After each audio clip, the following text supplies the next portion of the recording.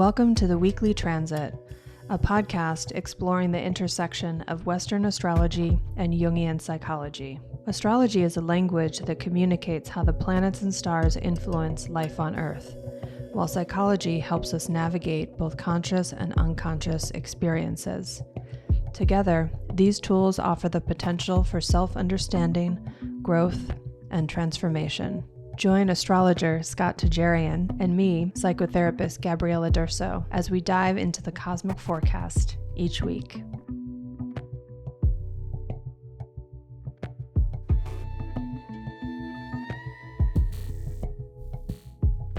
Welcome to the Weekly Transit. This is the week of January 15th to the 21st. This week we are going to be covering 7 transits, which is highlighted by the transit that we've been talking a little bit about leading up to this week.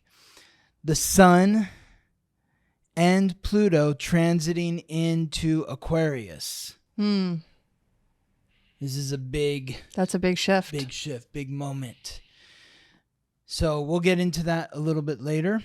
Before we talk about the Sun and Pluto in Aquarius, we've got 5 transits that are occurring leading up to that, but a couple of them are happening sort of at the same time. Everything is kind of building up to this date, to January 20th. Mm-hmm.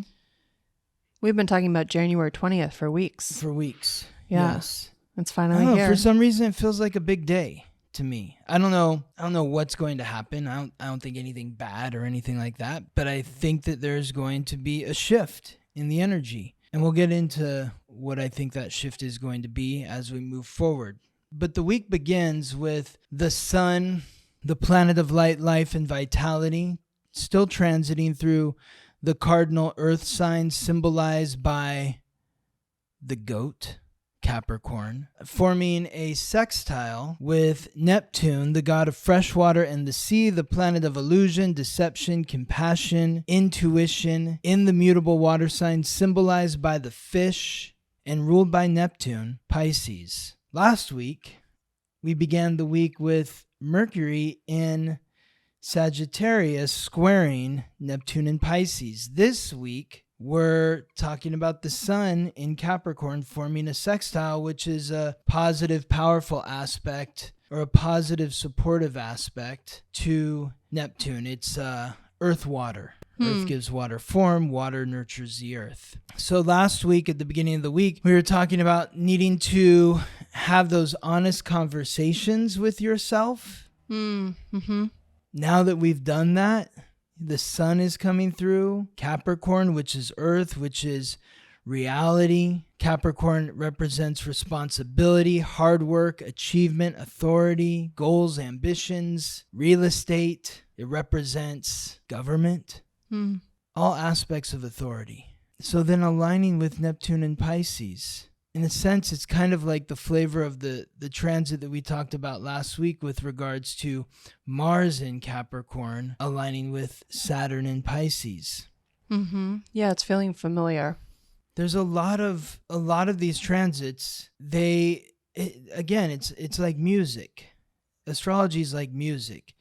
You know, you hear one instrument play the melody, and then you hear a different instrument play the melody. If you're listening to an orchestra, a symphony, there's maybe the piano's playing the melody, and then it's the violins playing the melody, and then the flute is playing the melody.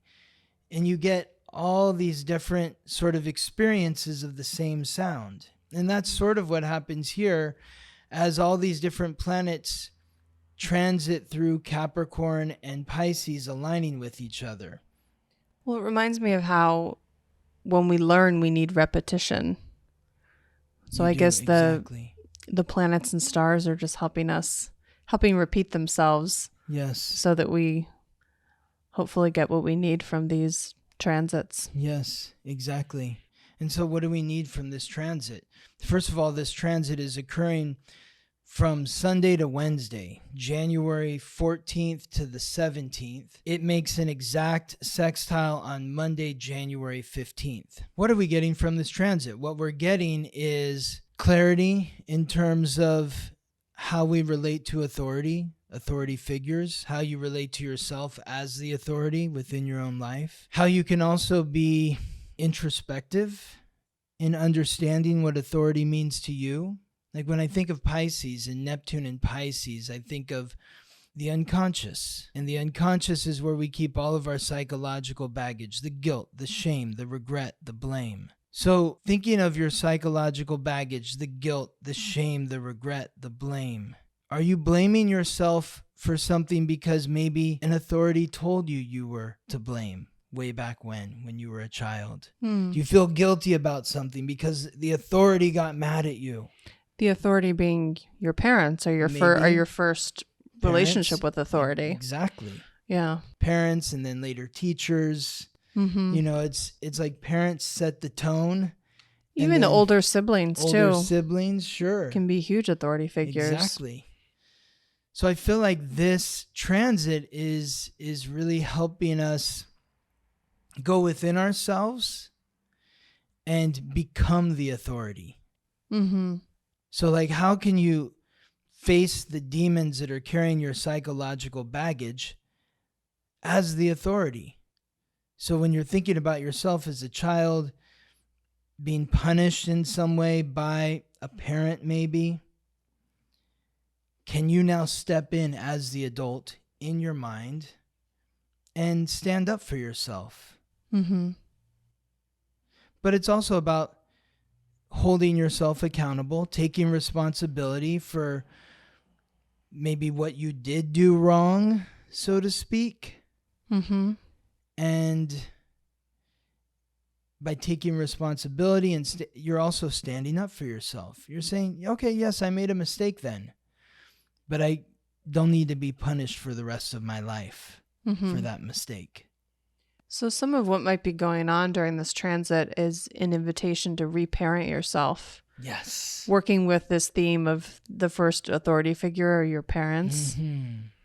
Right on. Yes, exactly. I think that's a really important developmental shift. Like when we get to the point where we stop blaming our parents, when we start to see them as fellow flawed human beings. Exactly. And we recognize that there are ways that we've been wounded by them, consciously or unconsciously on their part. Mm-hmm. And we have a real opportunity to reparent ourselves and start to move past that story. Yeah, so you can stop feeling like, stop blaming them for everything. It's also about blaming other people. When I say guilt, shame, regret, and blame, it's blaming your parents for all the problems in your life. At some point, as an adult, you have to say, okay, my parents, maybe they did a shitty job. Maybe that's the best that they could do. Obviously, I think they could have done better, but I'm not going to put everything that is happening in my life as an adult on them anymore. At some point, I have to take responsibility for myself, because when you think about your parents, maybe like you're upset at your parents for not parenting you better. Were their parents like great parents? Probably not. You know, if you give your parents like 2 out of 5 stars and you look at your parents' parents, do you think that they were 5 out of 5 stars? Like they probably had a hard time growing up too. Well, I think sometimes our parents, their parenting style, it's interesting to consider how that relates to the difference between the astrological charts in the family. Because a parent can be parenting in their own style based on who they are. Mm-hmm. And it may or may not be a match for that child. So It ends up wounding that child because it's essentially kind of trying to program them in some way to be someone that they're not. Mm-hmm.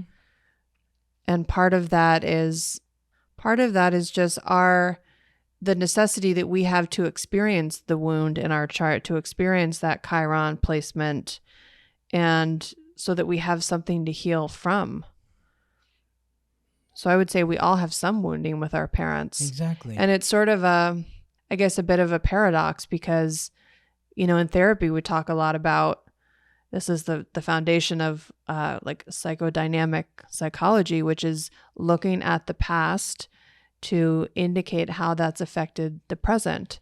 And it might seem like we're blaming parents, but it can become really empowering once you understand what happened. Can you make that connection from the past to the present? And then you get to take that into the future. You then take responsibility for changing the pattern. But before you can change the pattern, it is helpful to recognize where it came from. Totally. Well, you have to know what the nature of the wound in order to heal from it, right? That's like more of a philosophical question, but yes and no. Yes and no. Okay. So what can you articulate more clearly than if I'm not fully understanding like what you're saying? You're saying that you have to understand the wound. You have to recognize that the wound is there. I think when it comes to our parents, it's helpful to understand the wound. Yes. I guess what I'm comparing it to would be like a Reiki session or a plant medicine ceremony. You're releasing a lot in those energetic exchanges that you might not really know what it is. Mm-hmm. So I think it depends on what kind of healing work you're doing, whether or not actually knowing what the wound is really matters. You could be healing things like in a plant medicine ceremony that are clearing out kind of old stuff from your unconscious, so it never really comes into your consciousness. Mm-hmm. So that's why you might not really know. You're like, wow, I feel a lot lighter, but I don't really know what it is that left. So it's not always necessary. But of course, in therapy, it's talk therapy, you're conscious, it's a different way of relating to the material. But I did want to say what you were describing about the guilt, the shame, the regret, the blame living in your unconscious. I also one thing that's really important to me to help share is this message that you don't only have negative qualities in your unconscious. Mm-hmm. You have anything in your unconscious is what you are simply unaware of. Right. So you can have suppressed qualities that are powerful and beautiful and brilliant. And so it's important, I think, to just shift that a little bit and recognize that there's more to the unconscious. For sure. Yeah. Yes. So that's why we have dreams as well as nightmares. Definitely. Right? We can have like amazing fantasy dreams. For sure. And that's unconscious material. Mm-hmm. So it's the same way when you talk about like projecting onto someone else, you can project your quote negative qualities or your quote, I'm using air quotes, positive qualities onto other people too. So it's whatever you have repressed in yourself is going to go into your unconscious. Yes. And for some people, that might be the guilt, the shame, the regret, the blame. If you're someone historically who has a difficult time with those emotions. But some people are really in touch with guilt, shame, and blame, and might be less in touch with like their more empowered selves or their brilliance, their intelligence, their beauty. So those qualities might be suppressed.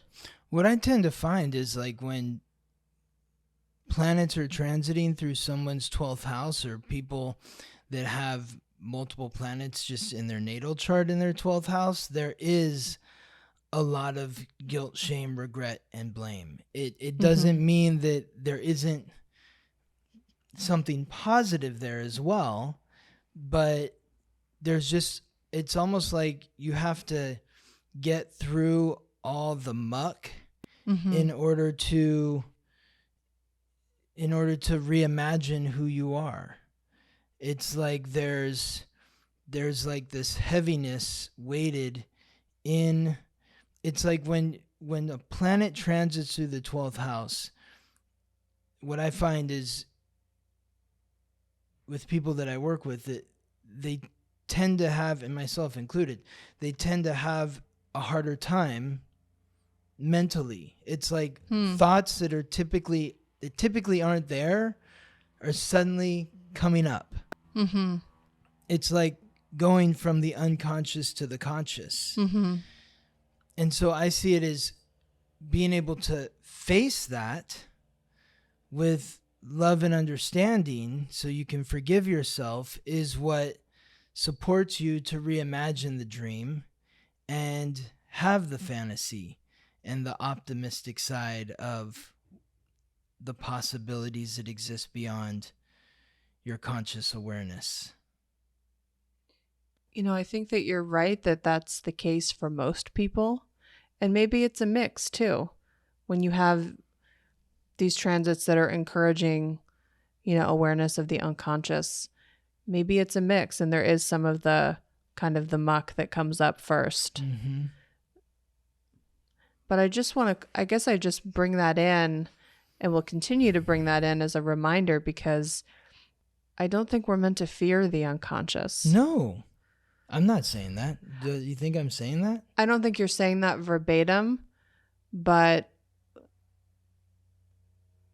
the perception of it being only negative material, I think might perpetuate some fear in others. I think I just look at it differently. I don't think about it as negative. I think about it as positive. It's good to face the darker. This is about facing your shadow, facing the darker parts of yourself that you typically don't want to pay attention to. You kind of brush it underneath the rug, but if you don't face it, then it starts to stink up the room. It's like a dead rat under the rug. It does, but even that comment that you just made, a dead rat, is like a negative. What if it's a diamond under the rug? Well, it's like the point is there's something in your shadow that it's in your shadow because you've decided that it's not you. And that can be anything. That can be a diamond. That can be your soul's purpose. I mean, it can be an incredible gift. So we just don't know. But my point is you have to pull up the rug to see what's there. You do. Absolutely. And you're going to find probably a little bit of everything. Exactly. It's like if you dig through the couch cushions, you might find some coins, but you might find, some crumbs, a dead cockroach. Like who knows? Depends on how often you. For anyone listening, we do not have dead rats in our house, so Scott's taking it to a dark place. Yes, I love it. The second transit of the week is Mercury, the messenger of the gods, guide of souls to the underworld, the planet of consciousness, communication, and coordination, transiting through Capricorn, aligning with Saturn, the god of wealth and time, the planet of restriction, responsibility, hard work, achievement, and authority, and the planetary ruler of Capricorn. But Saturn is transiting through Pisces. So this is the aspect that was occurring with Mars and Saturn last week. So last week we were talking about Mercury in Sagittarius aligning with Neptune and Pisces. This week we're talking about the Sun in Capricorn aligning with Neptune and Pisces. Last week we were talking about Mars in Capricorn aligning with Saturn and Pisces. This week it's Mercury in Capricorn aligning with Saturn in Pisces. This is one of those aspects with Mercury, since Mercury is now direct, it was retrograde. This is the third time in the last month and a half that Mercury is aligning with Saturn. This first happened on December 1st through the 4th. It happened again December 20th through the 22nd when Mercury was retrograde. And now it's back again, occurring from Tuesday to Friday, January 16th to the 19th. So this is the third look of this alignment. So think back to those dates.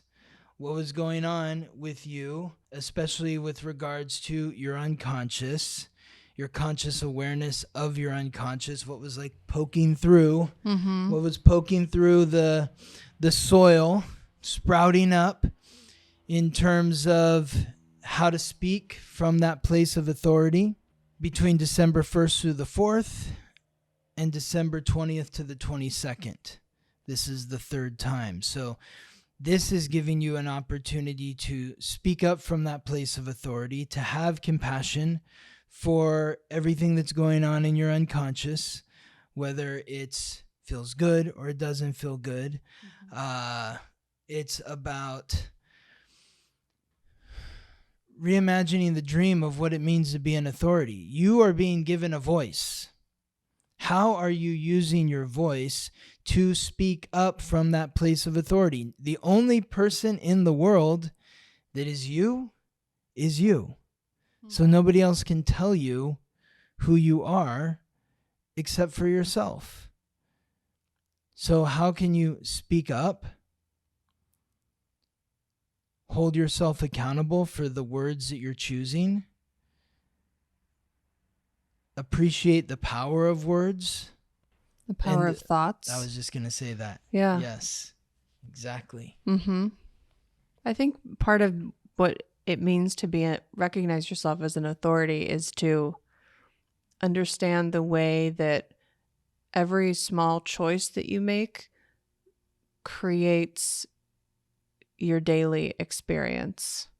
So even the decision to drink enough water, to eat certain foods, to dress a certain way, to listen to a certain kind of music, all of those are choices that affect your daily experience. And all of those are opportunities to nurture yourself, which is part of being an authority, taking care of yourself. The authority, the government, for example, you mentioned is recognized as an authority figure, and they're supposed to be taking care of us, right? Whether they are or not is, for each of us to discern for ourselves. But taking care of yourself is an act of authority. Yes. So take care of your thoughts, take care of your words, and in doing so, your belief systems. Yes. You will ascend to your goals. So when I think of belief systems, that is kind of like a Pisces energy because it's how you think about yourself. So you clear out those negative thoughts, you forgive yourself, you replace them with positive affirmations that will help you achieve your goals and ambitions. Well, if you look at, just to go deeper into belief systems, most of us have belief systems from childhood, which again comes from our parents. And then when we grow up, we then base our beliefs off of typically what we see in the media, which is monitored by the government. So allowing yourself to base belief systems off of like your firsthand experience and giving yourself permission to change those belief systems if you notice that they're not working for you. Yes.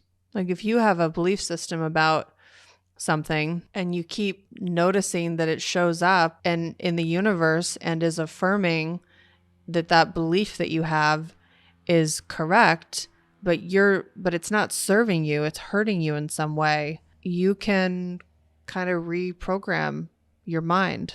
Totally. Like we talk about being programmed, by social media or, Hollywood. Like you have the ability to like, quote, reprogram yourself in a healthy way. That's what hypnosis is. Yes.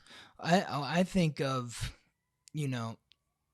like sports to me are such a great metaphor for life. And they really give like a great example of these sort of like the hierarchy of how the mind works and authority and all this, everything that we're talking about here. It's like, I think about, these football teams, they want to achieve a goal. They want to win the championship, whatever that means. And you often hear these coaches after a game where maybe, as a viewer, you're watching the team that eventually wins, and it doesn't look like they're going to win. They are making bad plays, and they're turning the ball over to the other team, or whatever is happening. But then they persevere, they come back, they win. And the coach, the interviewer after the game is always like, how'd you hold it together? And, and your team was able to respond and come back.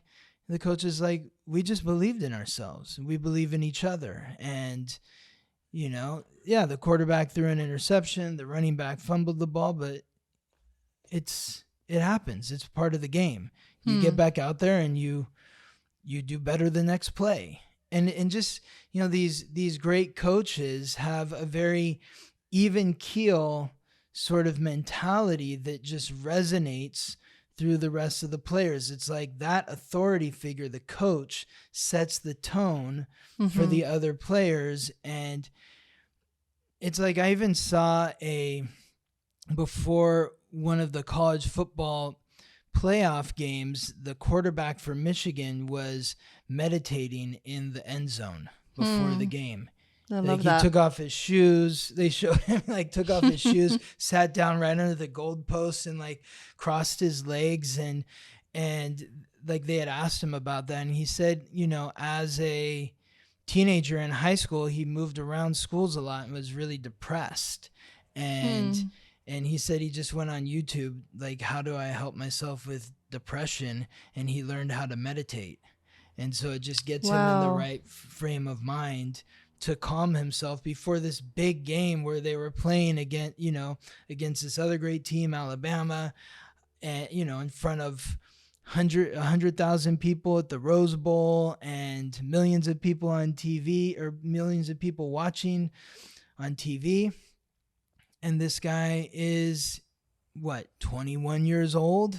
It's a lot of pressure to put on a guy, but he was very poised. He even, his very first play, he threw an interception and it got called not an interception, but you didn't see anyone overreact to the situation. And they ended up winning the game. And it was a very close game, very exciting game. So that's a great example. Yes. I also think about why do placebos work? They do these. It's a belief. Yeah, they do these trials where some participants get the actual medicine and some get a placebo, and the placebo works 9 times out of 10. Yeah. Don't quote me exactly with that statistic, but it's baffling how often the placebo works. And I mean, if that's not proof of that, then I don't know what is. The power of the mind. The power of the mind. So that's what this early part of this week is about. Is with the Sun and Mercury transiting through Capricorn, aligning with Neptune and Saturn in Pisces. It's strengthening your unconscious mind, giving you the belief that you need in order to put yourself in a position of power, in that position of authority, that I can do whatever it is I set my mind to do. Very powerful. Yes. So continuing with our third transit, which is Venus, Lady Luck, the goddess of love and beauty, the planet of relationships, transiting through the mutable fire signs symbolized by the archer, Sagittarius, squaring stressful aspect, Neptune and Pisces. So this is exactly where Mercury was last week on Monday.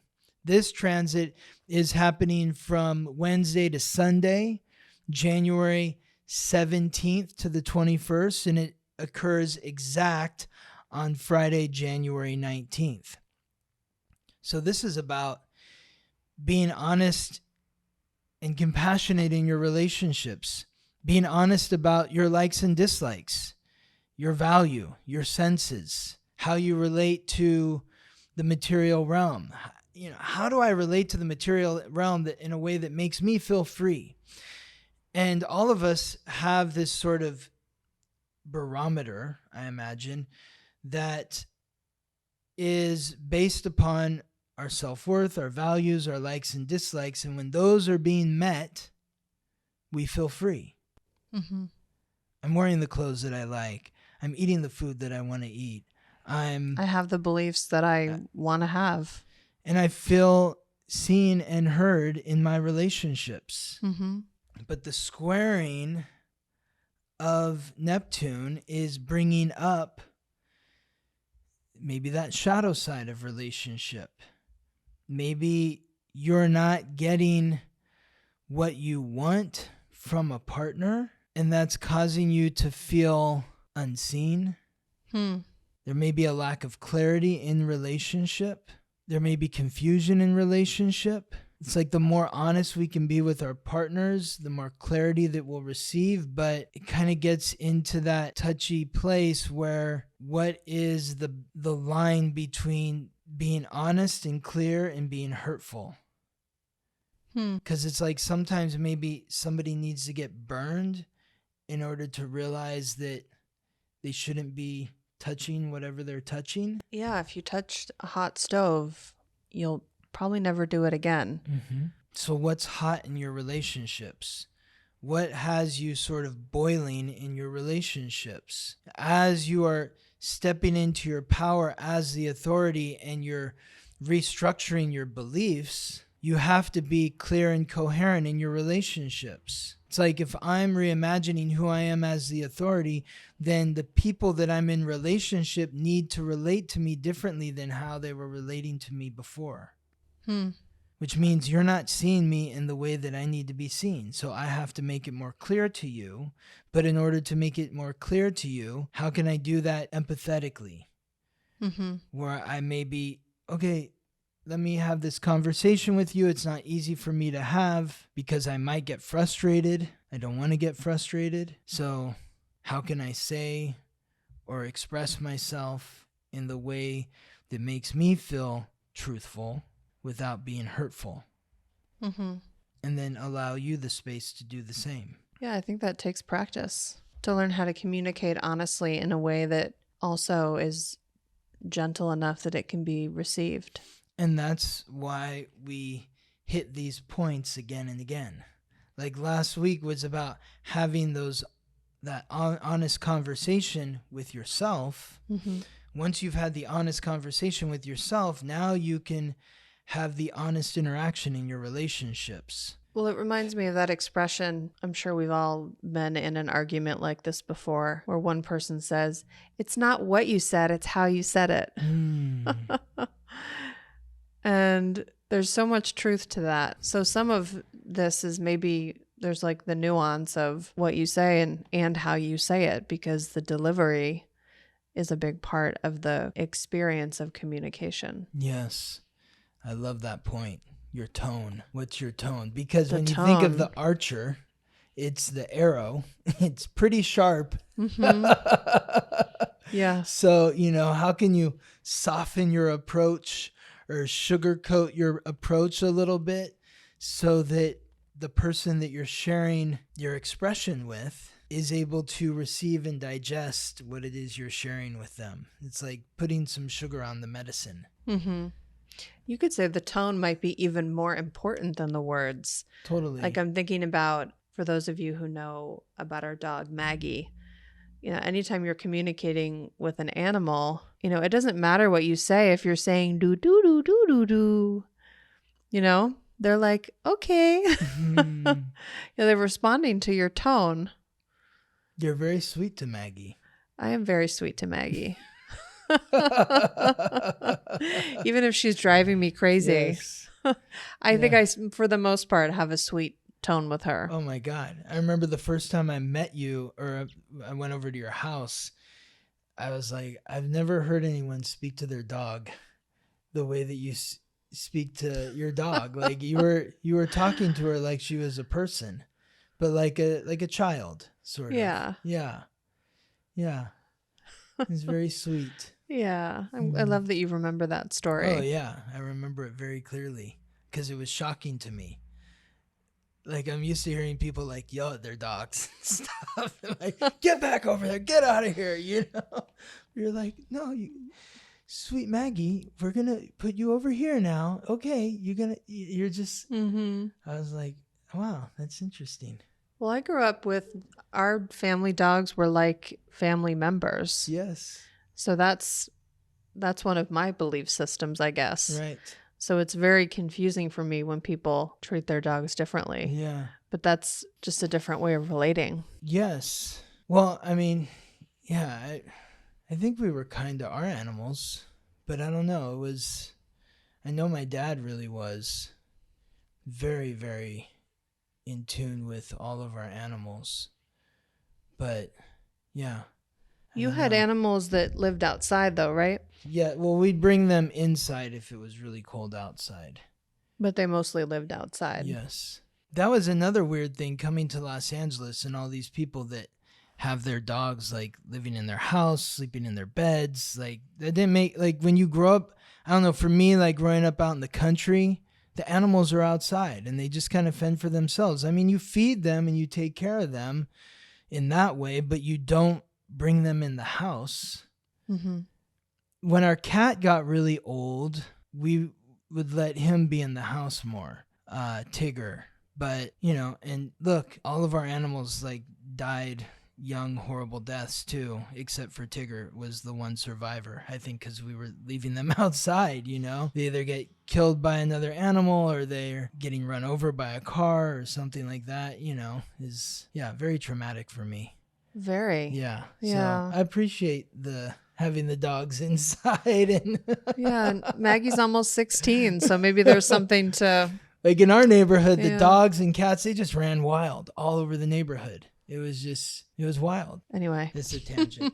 Our fourth transit of the week, Mercury, continuing through Capricorn, forms a trine supportive aspect with Jupiter, the god of thunder, lord of justice, the planet of luck and expansion in the fixed earth sign symbolized by the bull, Taurus. This transit is occurring concurrently the same time as Venus in Sagittarius, squaring Neptune in Pisces from January 17th to the 21st, Wednesday to Sunday, with the exact trine occurring on Friday, January 19th, just as Venus and Neptune are aligning in an exact square. A lot of powerful energy coming about here as we're moving towards the sun moving into Aquarius with Pluto. This, like we talked about Mercury previously aligning with Pisces, this is the third time in the last month and a half that Mercury has met up with Jupiter.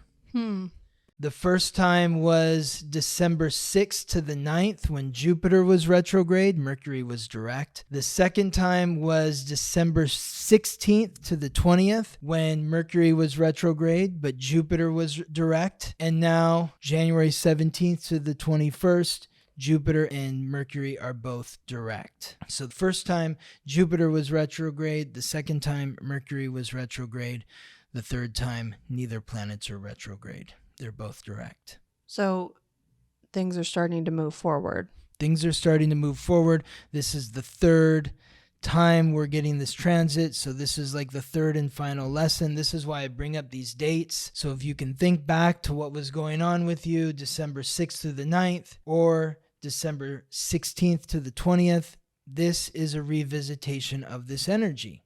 And the energy is about connecting your conscious awareness to your values, your belief systems. The values are Taurus. The belief system is Jupiter. And then your goals and ambitions. That is Capricorn. The mental awareness is Mercury. So you bring that all together. You think about, what are my goals and ambitions? What are they based upon? They're based upon my values. What are my values based upon? My belief system. My beliefs are the foundation of my values. My values are the foundation of my mental process. And my mental process is directed towards achievement, which is based on my beliefs and values. I have an interesting story to share. Please share your interesting story. About belief systems. Yes. So when I was studying to write my thesis, which I ended up switching topics. So before I landed on the topic that I did write about, which is the intersection of astrology and psychology, I kind of went down this rabbit hole for a while. I was researching near-death experiences, as I'm really interested in the death process and in the afterlife. I studied as an end-of-life doula. I grew up in a house next to a graveyard, literally out my bedroom window. Yeah. So it's just always been a fascination for me and just a really kind of natural curiosity. And I grew up in a house that was very active energetically with spirits. Yes, like I've been to your childhood home and been to the cemetery next to your home. And what's interesting is many of the people that were buried in the cemetery next to your home built and lived in your home. It was a tavern. Yeah, it was. It was built in the 1800s, and it was a tavern and an inn, basically. It was a bed and breakfast. Bed and breakfast. Yeah. You know? Yes. And so these entities, or maybe your next door neighbors that used to live in the house, were coming into the house and disturbing your child mind and awareness. Absolutely. Yeah. Well, the house too. So now it's part of the Historical Society of Vermont. The house is in Vermont. And it was also rumored to be part of the Underground Railroad, which was a movement that helped enslaved people escape to Canada. So there's a lot going on in that house. And I was privy to a lot of that energetically. So I really feel like, anyway, my relationship with the world of the unseen, it was almost like an initiation into that from living in that house.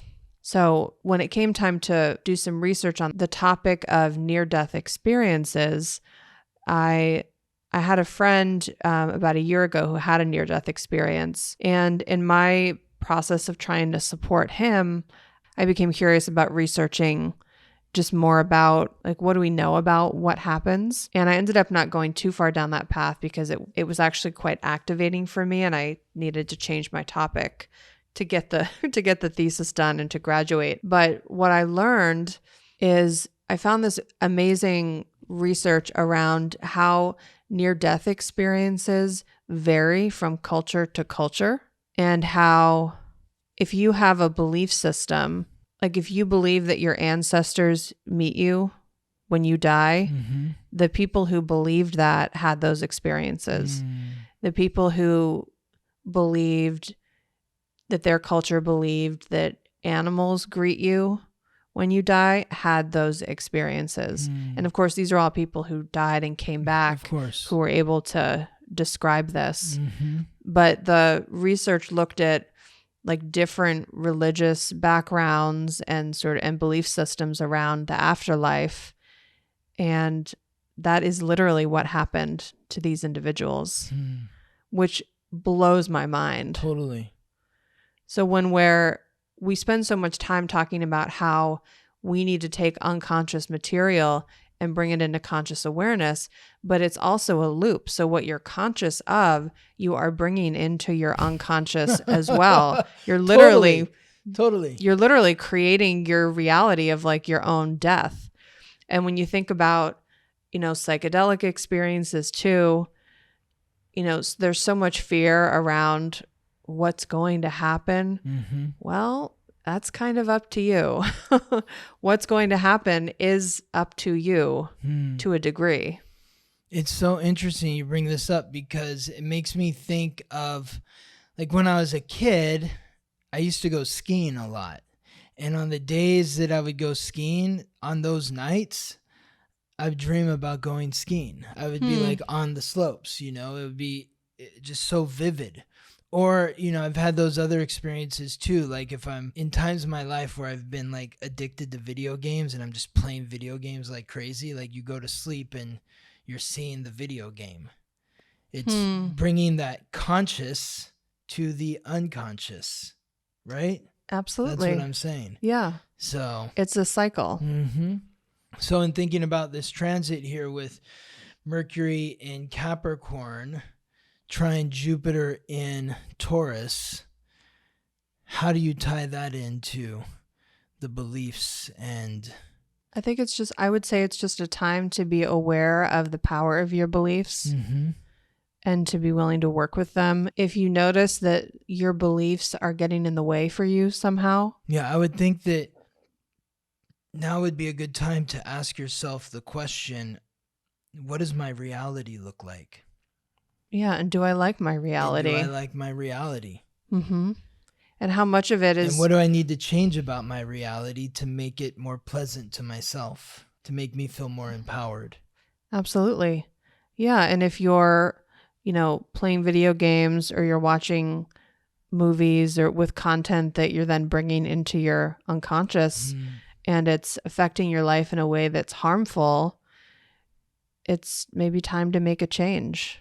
So that leads us to our 5th transit, which is the sun again in Capricorn, squaring the moon in Aries. The moon, the planet of emotions. Aries, the cardinal fire sign, symbolized by the ram. We talked 2 weeks ago about the sun squaring the moon when the moon was in Libra and the sun was in Capricorn. Then the new moon happened last week. This week is the waxing half moon. 2 weeks ago was the waning half moon. The moon was getting smaller and smaller until it disappears from our sight because it's the new moon, and now it's getting bigger and bigger. This happens Wednesday at 7:52 p.m. Pacific time, Wednesday, January 17th. So be mindful, because I know you said last time that you feel the tension of the half moon. Wednesday, January 17th, there could be tension around emotions because there is this struggle going on between your identity, which is wanting to be responsible in ascending towards goals and ambitions, but the Aries nature of the moon is impatient. Maybe doesn't want to do the work. It just wants the results now. And if you're not getting the results that you want now, there may be an emotional outburst. So think about what were the intentions that you set during the new moon in Capricorn last week with regards to responsibility, accountability, work, goals, ambitions, which was, interestingly enough, squaring the North Node in Aries. Now the moon has moved from Capricorn to Aries and is squaring the sun in Capricorn. So when we're thinking about the energy of the week, and much of it is in this Capricorn frequency of authority, responsibility, but then it's pushing up against the moon, the planet of emotions, in Aries, which is wanting to rush things, wanting to hurry things. And there may be, with this moon squaring the sun, a proclivity to trip over ourselves potentially and in rushing up to the top of the mountain, and maybe we end up falling down a couple ledges because we're trying to rush. So what do you recommend? Well, I recommend being aware of your emotional well-being on Wednesday.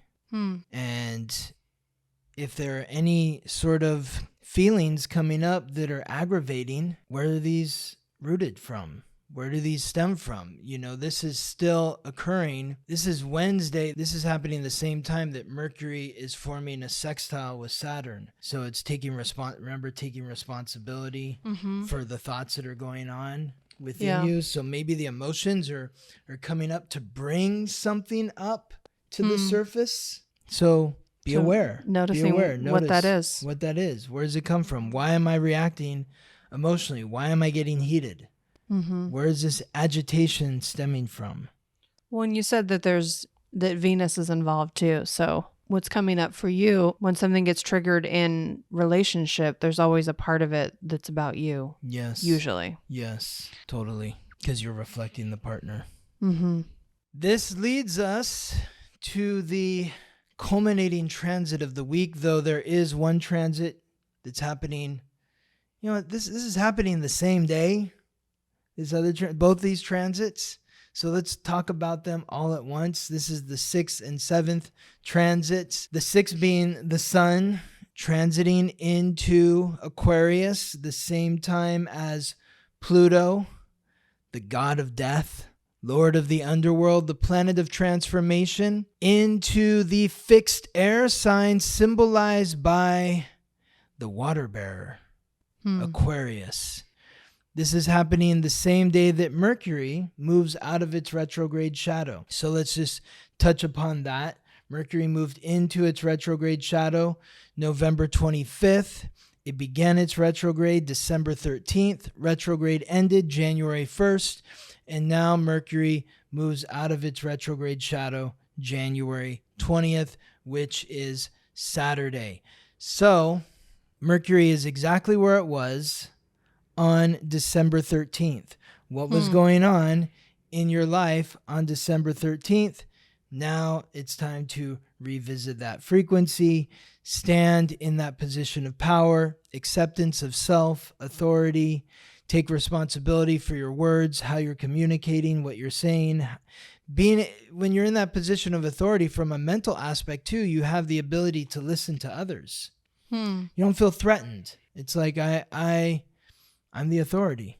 Mm-hmm. So the king, a good king, a benevolent king, a person that's in a position of power that is truly confident in themselves is going to be able to listen to what others have to share with them. That makes sense. And that's a really important key when you think about Aquarius and the sun and Pluto transiting into Aquarius together. So these two planets begin forming their conjunction with each other in Capricorn, which begins on Thursday, January 18th, and the conjunction continues until Tuesday, January 23rd. So we're talking about when they both move into Aquarius on Saturday, January 20th, but they're already vibing off of each other. We're going through this transformation of ourselves as the authority. And we need to do this before we step into the Aquarius energy, because Aquarius is symbolized by the water bearer. The water bearer is that individual that lived a long time ago in a village so primitive that everyone in the village went down to the stream each and every day, multiple times a day, to drink water and bathe like an animal. Until one night, sitting around the campfire, the water bearer said, I have an idea. I'm going to figure out how to bring water from the stream to the village. And all the villagers kind of paused, looked at each other, and then bursted out laughing because the water bearer sounded crazy.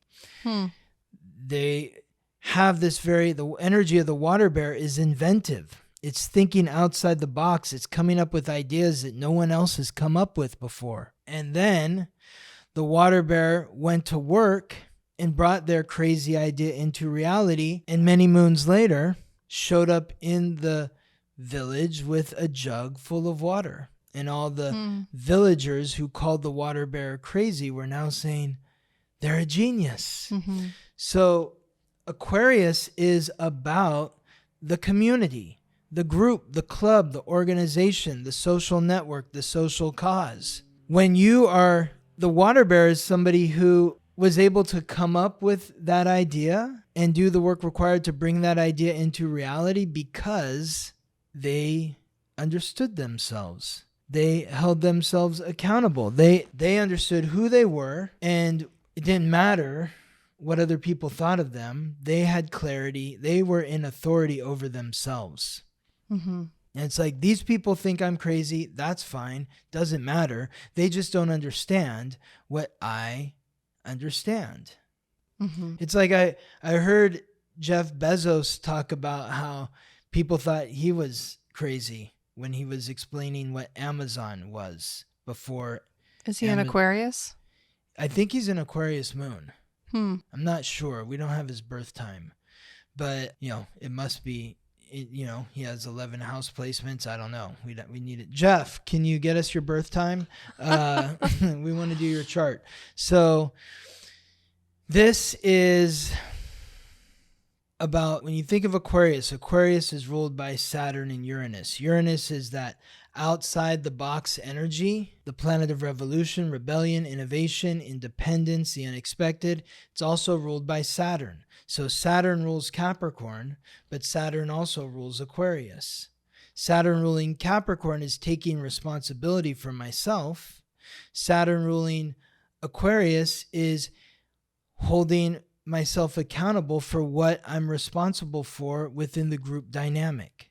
Mm-hmm. So in order to hold yourself accountable for whatever it is you are needing to be responsible for in the group dynamic, you need to be able to be clear about who you are, mm-hmm. so that you can approach from that place of authority that I've got an idea. Maybe you don't understand it, but I think there's value to it. And I want to cultivate this idea to help the community, to progress society into a world where we can all be more independent, because that's why the water bear created the jug in the first place. It wasn't so that they could just use it for themselves.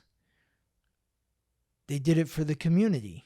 Mm-hmm. So that everyone could be more independent. So only a few people had to go down to the stream each and every day to collect the water, while everyone else could stay in the village and work on their own inventions. Well, this is what I appreciate about this Aquarius energy so much, is there's just a lot of, for me, a lot of confidence there. People are looking at you and thinking your idea is ridiculous or crazy in some way. And to have the confidence to do it anyway is kind of amazing. Yes. And I think maybe we can attribute that to the fact that Aquarius is a fixed sign. So there's a certain amount of like digging your heels in if you have this Aquarius energy where... And that's what Aquarius rules. Oh, the heels. The Achilles, the ankles. That's right. Yes. Yeah. Exactly. So being willing to face, some sort of backlash from the community. Yeah. And also just appreciating diversity, I think, is a real value of Aquarius. Absolutely. Instead of, Aquarius wants a community where each individual member is uniquely themselves. They don't want the kind of community where everyone is the same. Mm-hmm. And that's really a shift that I think we're still coming around to, as we've had, these movements in the last few years that are really forcing us to reckon with maybe our issues with diversity. Mm-hmm. And as we move into the age of Aquarius, whenever that happens, I know there's some controversy about whether that's already happened or is it happening, but I think that consciousness is starting to come in. We need people in the community who are different so that we're not all, in the orchestra playing the same note. That's not interesting. As far as like the age of Aquarius goes, I think we're still in the age of Pisces, but regardless of that, Pluto transiting into Aquarius is ushering in this powerful Aquarius energy, which Pluto's going to be in Aquarius until September 1st. Then it retrogrades back into Capricorn, and it's in Capricorn for 2 months. And then it moves into Aquarius again early November of this year. And it's there for the next 20 years. Mm-hmm. So over this 20-year period, there's going to be a radical revolution. What that means is up to us. Mm-hmm. But it can mean a lot of different things to a lot of different people. It all depends on how you're working with the energy. But like when you think historically, the American Revolution ended during Pluto's last transit through Aquarius, and the French Revolution occurred during Pluto's transit through Aquarius. And there were dozens and dozens and dozens of other revolts and revolutions, but that doesn't even take into account the different inventions that came up during the Aquarius energy. Mm-hmm. So we're going to see a revolution of technology during this 20-year period. It's like, I really feel like we're going to go from the light bulb to the iPhone in the next 20 years. Well, and we're already starting to see that with AI. And Totally. This is maybe an example of how we can relate to the story of the water bearer. I mean, there are people who think that AI, artificial intelligence, is crazy. Yes. And uncomfortable and disturbing and want nothing to do with it. And there are people, who are more kind of into it, the early adopters. Maybe they're the ones with more Aquarius in their chart. Maybe. But there's, kind of maybe that's an interesting way to think about what would that feel like, because that is starting to happen here. Yes. With us. And with any new invention or with any new sort of consciousness that comes in, there is some uncertainty. Mm-hmm. There's an element of surprise. There's something to be discovered. Yes, totally. And that's that Uranus part of Uranus is one of the rulers of Aquarius. Yes.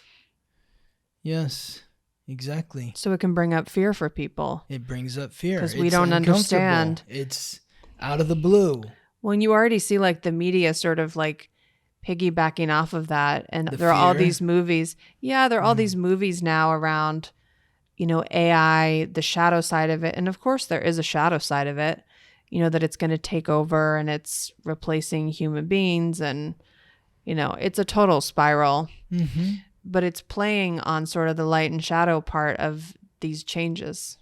There's going to be some amazing inventions that are going to solve a lot of problems, and they're going to create new problems. I mean, that's how it goes. Like, and there's always going to be that resistance. Like, I think about my parents that were raised in the 1950s. It's like my dad's family was the last family on the block to buy a TV. Scandalous. And my mom's family was the first family to buy a TV. So, it's just interesting how, one family was like, oh, this cool new technology, let's bring it in. And the other family is like, we don't want anything to do with that. Mm-hmm. I mean, whether you want to resist AI or not, it's coming. It's here. Mm-hmm. And so, the sooner you can learn how to work with the energy and how to use it to benefit yourself and those within the community, the better. It's important for each individual. I just love this week, because this week is about getting clear about who you are internally, externally. What are you working towards? Who am I as the authority? And it's setting us up for our role within the community. Mm-hmm. Who are you? What are you bringing to the table? What are you bringing to the potluck? Remember, if everybody brings green beans to the potluck, it's going to suck. It's not going to be a good potluck. Yeah. So you want everybody to bring their individual gifts.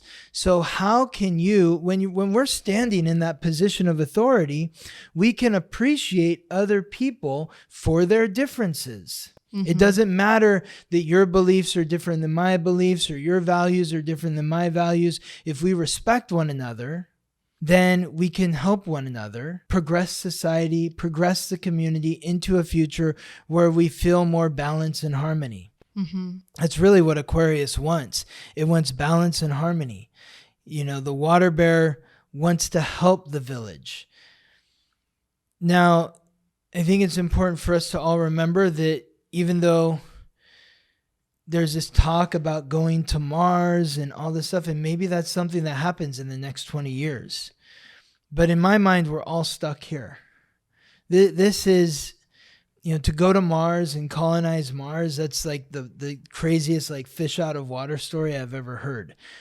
Like, you think Mercury retrograde is nutty for you here on Earth. Like, try doing it off planet. So, no thanks. So I think the sooner that we accept and appreciate that we're all stuck here, because this is where we're all from, and this is where we will die, the sooner that we can live together in greater harmony. That there is no answer out there. The answer is in here, within ourselves and on this planet. So how do we work together? Now, there is like the shadow side of Aquarius, which, people jokingly say that Aquariuses love humanity but hate humans because they're very detached. And that's where the kind of, you can go out there and be unique and different from everyone else and not care what they think because you don't have an emotional connection to them. You're like, okay, well, whatever. They feel this way about me. That's fine. I have an Aquarius friend who doesn't like the word detached being used. He doesn't feel like that's accurate. Okay. Well, I'm sorry, Gabriella's Aquarius friend. Maybe another word. I just want to offer another perspective. Yes. I think of Aquarius sometimes as like you're really zoomed out. Well, what? So it's like you're up in an airplane and you're seeing the big picture from up there. Okay. So you have a separation, but detached, maybe it has a negative connotation for some. I know that's not how you mean it. Well, this is how I think about it. Detached to me means detached from the emotions. And Aquarius is detached from the emotions. It doesn't mean that if you're an Aquarius, you are detached from your emotions because your moon may be in Cancer. And so you feel a lot, or you may be a Cancer rising. But when I'm talking about the energy of Aquarius in and of itself, it is a detached, unemotional sign, detached from the emotions. Very logical. That is the light side of Aquarius. The Aquarius energy is about using logic, detaching yourself from the emotions and honing in on the facts. It's not about what I feel. I'm detaching myself from that feeling and I'm focusing in on the facts, on what is logical. So I don't mean to say that Aquariuses, people that were born with the sun in Aquarius, are detached. What I do say is that the sign, the energy of the sign, is detached emotionally. Of course, when you're looking at someone's chart, Aquariuses can be very emotional. It depends on what else is going on in the chart. I never like to pigeonhole people. We are all going to experience that feeling of not feeling. Like when you think about what was occurring during the French Revolution, like just vile, heinous acts of violence. Which is what's going on now. Devoid of feeling. Well. But I mean like decapitating people in the town square in a guillotine and then celebrating, holding up the heads in front of the crowd. Like that is cold. Well, there are people who are celebrating what's going on, right? The violence that's happening right now as well. And so there may be more of that. In some ways, we think we've evolved, but in other ways, we haven't. So there may be more of that coming. I don't know. That's the shadow side, because the shadow side of Aquarius is like, you didn't bring green beans to the potluck? Then off with your head. Or you're not invited here then. The only people that are invited to the potluck are the ones that bring green beans. This is a green bean potluck. And if you're not bringing green beans to our potluck, then you're not allowed here. That's the shadow side of Aquarius, where the differences of people aren't celebrated. They are punished for being different. And so we have to be careful of that during this period. Where are we pigeonholing people? Are we putting people in boxes and saying that if you're in this box and not in that box, then you're not allowed here? Or worse yet, I will commit an act of violence towards you because you're not in my box. Or because you're in my box, but you're different from me, and I want you out of my box. Those are all really important things to reflect on. Yes. So there's a lot of celebration around the Aquarius energy. Yeah. You know? And there is, with the light side, very positive, but you got to remember the shadow side too. Absolutely. So the sun is in Aquarius for the next 30 days from now until February 18th.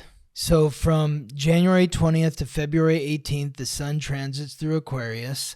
This could be a very challenging period for those that were born with key astrological points or planets in Taurus and Scorpio.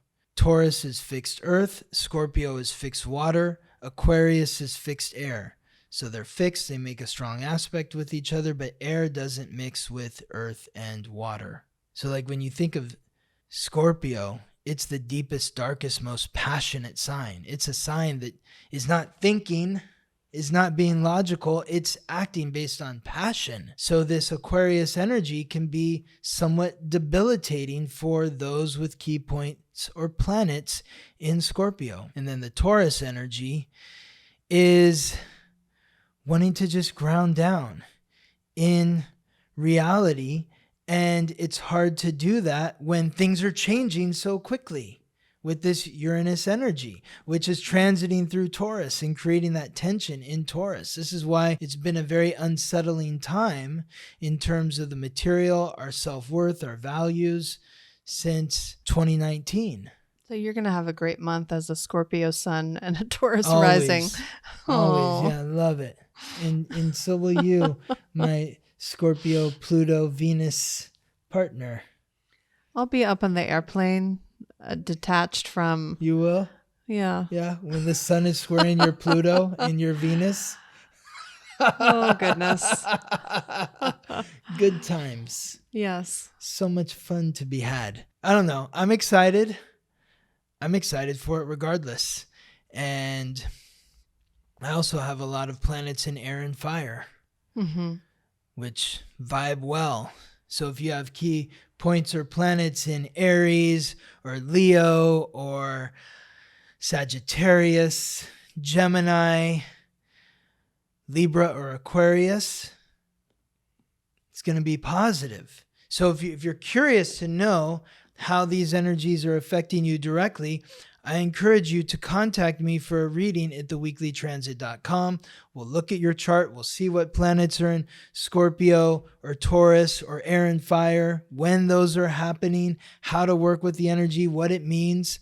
I also really want to encourage anyone who's already had a reading with me that wants to get deeper into their astrological code, that is looking for a guide to support them weekly, bi-weekly, or monthly, to contact me about the Cosmic Pathway, which is a program that I have where we are working with each other either weekly, bi-weekly, or monthly.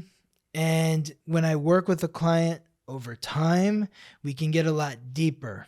And that's where you really see the changes start to occur in your life. It's helping you integrate the knowledge. Yes, so true. Like when you have a huge download in an astrology reading, it's kind of like having a plant medicine experience. Yes, I love that you say that. And then you're sent back out kind of on your own. And, you know, they say this in the plant medicine world that like the ceremony itself is like 20% of the work, and the other 80% is the integration, like what you do in the weeks and months afterwards when you're challenged. Like you've learned the lesson in sort of this like abstract, you know, space, but when you actually need to integrate into reality and make different choices, that's where the rubber hits the road. So that's how I think about the Cosmic Pathway. Is it's supporting you in like getting into the nitty gritty, the details, and actually integrating that knowledge, making it more practical. It's the integration of the reading. It is. I love that you bring that up. You know, people go out there in the world. I've had clients tell me before, it's like after a reading, like I feel like I've just did drugs. Yeah. Because a complete stranger is telling them something about themselves that only they know. It's a total high. And so they feel validated and seen. And then they go out into the world and they hear about Ophiuchus, and then they hear about, you know, an astrophysicist talking about how you're not really a Libra, you're actually a Scorpio. And everything that I shared with them becomes devalued. And they stop to really feel the experience and the power of the experience that they had with me. Just like somebody who maybe does a plant medicine ceremony and then goes out into the world and other people are sort of poo-pooing the plant medicine experience. And, you know, it's like when I've done plant medicine before, like the shaman, the first time I did ayahuasca was like, don't talk to anyone about this outside of this circle. Because it affects the experience. Yeah, they say that too with holotropic breath work. Yes. So if you want to get deep, then contact me for the Cosmic Pathway. If you want to integrate the work that we've already begun as someone who has done a reading or two with me, then reach out about the Cosmic Pathway, and I will support you as you integrate the experience of what you've already learned from me in your daily life. And it's my greatest joy to work with people on a consistent basis, because then I get to really see the transformation that occurs in them. This is where you really shine because your North Node is in Scorpio. Yes. So you want to go deep with people, and you really have an incredible capacity to be able to do that. Yes. Thank you. Thank you. Yeah. I mean, you have clients you've been working with for years, weekly clients. Yes. And they've gone through incredible life transformations. Absolutely. Found relationships, gotten married, moved, started businesses, new jobs. I mean, like the big stuff. Exactly. And that's what I do. Yeah. And I will say too, like that's the value of therapy too. Yes. Like that you're integrating. Yes. It's like you can't go to a yoga class once a year and then try to do a back bend by yourself. It's probably not going to go well. No. Yes. You don't work out once a year. Yeah. It's a practice. Well, I guess some people do right after New Year's. Yeah, exactly. Their New Year's resolution. And then, so that's why I'm bringing this up now, like the third week in January, because people set their resolutions and then this is where they start to fall off. You know, it's typically, it seems to happen, after the first lunar cycle. And so we're 3/4 of the way, or actually we're 1/4 of the way through the new lunar cycle. Are you going to make it through the next 3/4? Well, I'd be interested to know too, like the goals that people are setting. And are they alignment with their North Node? Are they really in alignment with you, or are you sort of cherry picking, what you think looks good? Yes. Or what you should be doing? Totally. Yeah. Yes. Lots to think about. Well, thank you, Gabriella. Thank you, Scott. You're welcome. That's it for this week. I thank you all for listening, for all of your support and encouragement. I want to thank everyone who's commenting and sending us positive vibes and writing questions, and especially all of our sponsors on Spotify who are supporting this podcast monetarily. I want to thank you for all of your support and encouragement, and everyone who's sharing this podcast. It really means a lot to us. We enjoy doing this and sharing the knowledge, and we're grateful to know that what we're sharing here is supporting you each and every week. So until next week, all the best. All the best. Thank you for listening to the Weekly Transit. If you're curious to learn how these transits or any others may be affecting you, or if you're interested in learning more about your astrological code, contact me for a reading at theweeklytransit.com. If you're interested in delving into the world of psychotherapy with Gabriella, you can contact her at innervisionpsychotherapy.com. This episode was produced by me, Scott Tajarian. Music written by Ben Lineback. From Listen Deep by Amber Herzog Lyman. Wishing you all the best as you ride the planetary waves.